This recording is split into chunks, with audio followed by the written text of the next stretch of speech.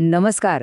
महाराष्ट्राच्या राजकारणात सध्या एका भल्या मोठ्या निवडणुकीची रणधुमाळी सुरू आहे आणि आजच्या या विशेष विश्लेषणामध्ये आपण विधान परिषदेच्या त्या 17 रिक्त जागांसाठी होणाऱ्या गुंतागुंतीच्या निवडणुकांचं अगदी सविस्तर डिकोडिंग करणार आहोत. म्हणजे बघा, यातले नियम, आतली राजकीय गटबाजी आणि पारंपरिक प्रतिस्पर्धी या सगळ्याची आज आपण एकदम सोप्या भाषेत चिरफाड करणार आहोत. चला तर मग सुरू करूया. बरं, आज आपण नेमकं काय काय पाहणार आहोत तर हे बघा. सगळ्यात आधी आपण विधान परिषदेचं नेमकं गणित समजून घेऊ. मग निवडणुकीचं वेळापत्रक, त्यानंतर महायुतीमध्ये जागा वाटपावरून सुरू असलेला तिढा, काही महत्त्वाच्या मतदारसंघांमधल्या अटीतटीच्या लढती आणि शेवटी या सगळ्याचा महाराष्ट्राच्या राजकारणावर काय परिणाम पडणार आहे हे आपण क्रमाने बघणार आहोत. तर सुरुवात करूया आपल्या पहिल्या भागापासून, जे आहे विधान परिषदेचं गणित. कारण राजकारणाचे हे डावपेच समजून घ्यायचे असतील तर आधी हे आकडे समजून घेणं खूप गरजेचं आहे. आता ही रचना खरंच खूप रंजक आहे. महाराष्ट्राच्या विधान परिषदेत एकूण 78 सदस्य असतात. यातले 30 आमदार थेट विधानसभेतून येतात, 14 पदवीधर आणि शिक्षक मतदारसंघातून येतात आणि 12 जण राज्यपालांकडून नियुक्त होतात. आता यातला जो स्थानिक स्वराज्य संस्थांचा वाटा आहे ना, तो एकूण 22 जागांचा आहे. पैकी 5 जागांवर सध्या सदस्य कार्यरत आहेत. पण आपलं आजचं मुख्य लक्ष असणार आहे ते उरलेल्या या 17 रिक्त जागांवर. आणि हो, यातलीच एक जागा चंद्रशेखर बावनकुळे यांनी राजीनामा दिल्यामुळे रिक्त झालीये बरं का. आता तुम्हाला प्रश्न पडला असेल की हा स्थानिक स्वराज्य संस्थांचा मतदारसंघ म्हणजे नक्की भानगड काय? तर सोप्या भाषेत सांगायचं तर महानगरपालिका, नगरपालिकांचे नगरसेवक आणि जिल्हा परिषदेचे निवडून आलेले सदस्य या विशिष्ट जागांसाठी मतदान करतात. आता गंमत बघा, 2019 पासून राज्यात या स्थानिक निवडणुका झालेल्याच नाहीत. त्यामुळे या 17 जागा प्रदीर्घ काळापासून तशाच रिक्त आहेत. आणि म्हणूनच आता जे मतदार उपलब्ध आहेत ना, त्यांचं राजकीय मूल्य आता अक्षरशः गगनाला भिडलंय. या आकड्यानंतर आता आपण आपल्या पुढच्या मुद्द्याकडे वळूया, निवडणुकीचं वेळापत्रक. निवडणूक आयोगाने शिट्टी वाजवलीय आणि या शर्यतीला आता अधिकृतपणे सुरुवात झालीय. हे वेळापत्रक म्हणजे एखादा 100 मीटरच्या शर्यतीसारखंच आहे. 25 मे पासून उमेदवारी अर्ज भरायला सुरुवात झाली. 4 जून ही अर्ज मागे घेण्याची शेवटची तारीख आहे. पण खरी कसोटी लागणार आहे ती 18 जूनला, कारण त्या दिवशी प्रत्यक्ष मतदान होईल. आणि शेवटी ज्याची आपण सगळेच वाट बघतोय तो निकाल 22 जूनला मतमोजणीनंतर स्पष्ट होईल. म्हणजे अगदी लागोपाठ सगळं घडणार आहे. पण खरा राजकीय ड्रामा इथून पुढे सुरू होतो. आता आपण पाहूया आपला तिसरा भाग, महायुतीमधला जागा वाटपाचा तिढा. सत्ताधारी महायुतीमध्ये आतल्यात नेमकी काय राजकीय रस्सीखेच सुरू आहे ते आता आपण बघू. इथे तुम्हाला मूळ फॉर्म्युला आणि आत्ताच्या नव्या मागण्यांमधली मोठी तफावत दिसेल. सुरुवातीला काय ठरवत होतं तर भाजप 12 जागा लढवेल, शिवसेना 3 आणि राष्ट्रवादी काँग्रेस 2 जागा लढवेल अशी प्राथमिक चर्चा होती. पण आता चित्र बदललंय. मुख्यमंत्री एकनाथ शिंदे यांच्या शिवसेनेने थेट 7 जागांवर दावा ठोकलाय. आता विचार करा, या नव्या मागणीमुळे मूळ आराखड्यात आणि सध्याच्या परिस्थितीत केवढा मोठा संघर्ष निर्माण झाला असेल. युतीमध्ये जागांवरून स्पष्ट वाद किंवा एक प्रकारची जोरदार रस्सीखेच सुरू असल्याचं इथं स्पष्ट दिसतंय. बरं, हे सगळं तर झालं कागदावर.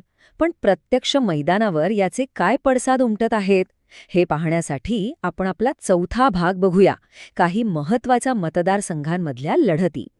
आता आपण थेट काही जिल्ह्यांवर लक्ष केंद्रित करू. सगळ्यात आधी आपण पुण्याच्या आखाड्यात काय चाललंय ते बघू. पुण्यातील मतदारांचे आकडे बघितले ना, तर अजित पवारांच्या राष्ट्रवादी काँग्रेसकडे तब्बल 347 मतांचं भक्कम पाठबळ आहे.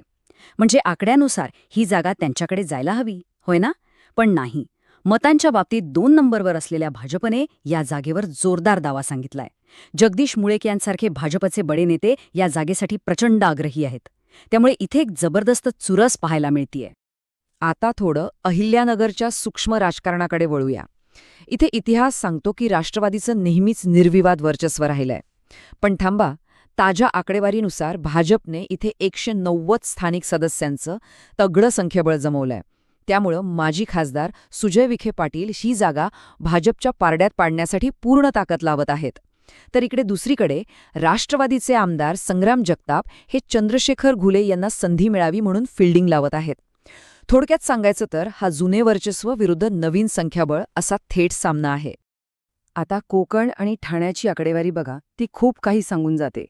रायगड, रत्नागिरी आणि सिंधुदुर्ग या पट्ट्यात शिंदे गटाच्या सेनेकडे सर्वाधिक म्हणजे 236 सदस्यांचं मोठं पाठबळ आहे.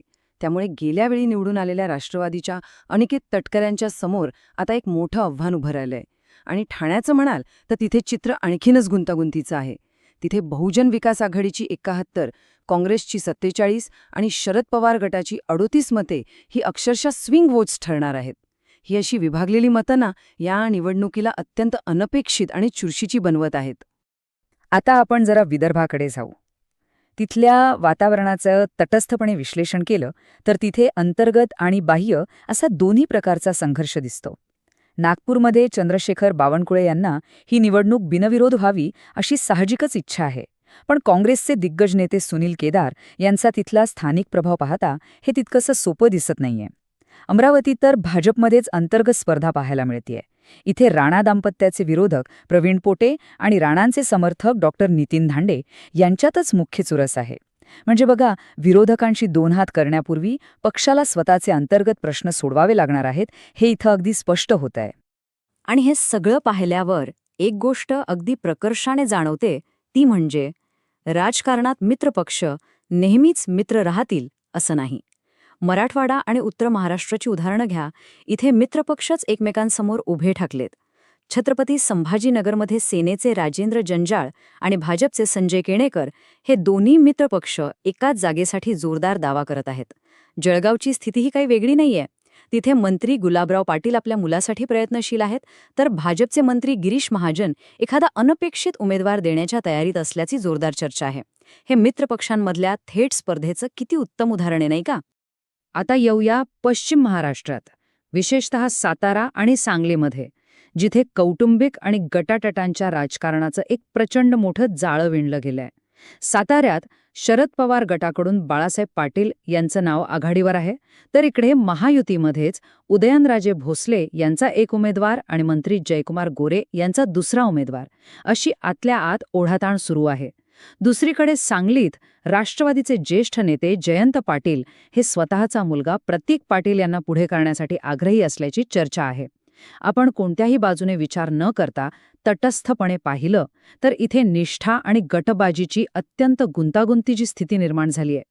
इतक्या सगळ्या सखोल माहितीनंतर आता आपण ह्या विश्लेषणाच्या अगदी अंतिम आणि सगळ्यात महत्त्वाच्या टप्प्यावर आलोय. 5वा भाग, याचा राजकारणावर नेमका काय परिणाम होणार. तुम्ही विचार करत असाल की स्थानिक पातळीवर होणाऱ्या या निवडणुकांकडे आपण इतक्या गांभीर्याने का लक्ष दिलं पाहिजे. तर हा एक अत्यंत विचार करायला लावणारा प्रश्न आहे. या 17 जागांवर होणाऱ्या या अत्यंत अटीतटीच्या सूक्ष्म पातळीवरील निवडणुका मुख्य विधानसभा निवडणुकांपूर्वीच राजकीय आघाड्यांमध्ये फूट पाडतील का, या प्रश्नाचं उत्तर तर येणारा काळच देईल. पण एक गोष्ट मात्र निश्चित आहे, जो पक्ष किंवा जी आघाडी हा जागा वाटपाचा अत्यंत गुंतागुंतीचा तिढा यशस्वीपणे सोडवेल ना, त्यांना येणाऱ्या विधानसभा निवडणुकांमध्ये एक प्रचंड मोठं राजकीय बळ आणि गती मिळणार आहे, हे नक्की. तर हे विश्लेषण पाहिल्याबद्दल खूप खूप धन्यवाद. तुम्हाला काय वाटतं हे नक्की पडताळून पहा. भेटूया अशाच पुढच्या एका माहितीपूर्ण विश्लेषणात.